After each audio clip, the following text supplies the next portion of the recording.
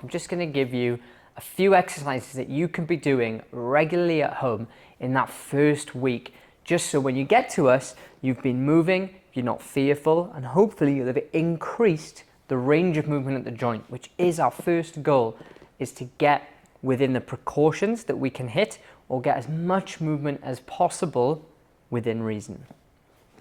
First exercise, so you can do this in bed. Obviously you won't be in shoes, that's a bit weird, but you're going to slide that hip up and down. Now again, it probably won't look as smooth as this. It may jerk, it may slowly move as the muscle, again, as we said, has been inhibited. But the more you do it, the smoother this will get. Now as a little step up, if you're feeling brave, you can hook a towel around and you can just help it up and back down. Help it up, again, going within those hip precautions if you have any. Good, so that's hip flexion.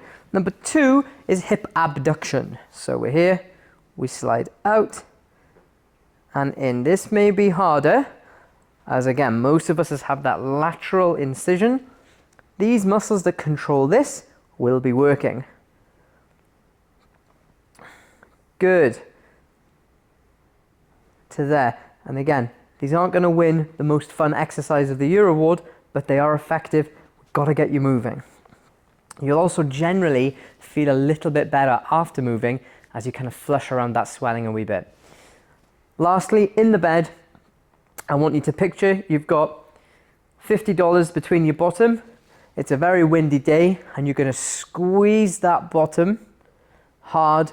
Don't let the $50 go and relax. And again, squeeze hard and relax. And finally, if you're feeling that little bit brave before you come into the clinic, we can try a squeeze and a little lift, 2, 3, and down.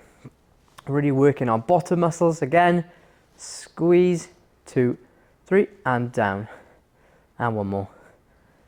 Squeeze, 2, 3, and down. Brilliant, those are our bed exercises.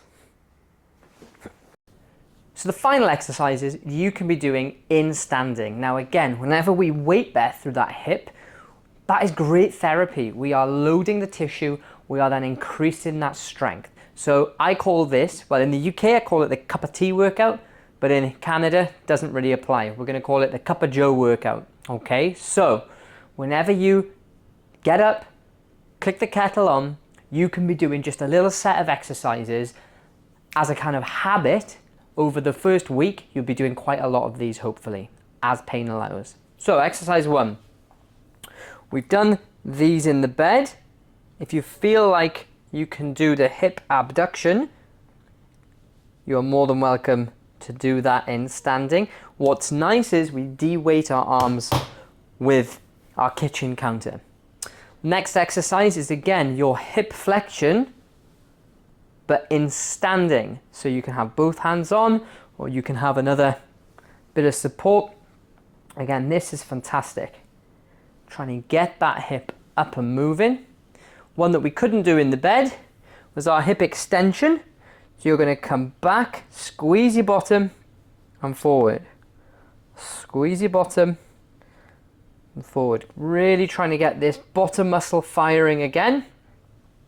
And finally, a little bit different, we're just going to side step. So this is nice as we weight bear through this leg. We're going to come over as if we're hurdling something. Just making sure we're nice and safe at our kitchen counter, backwards and forwards. And the best thing is, we can reward ourselves with a cup of joe.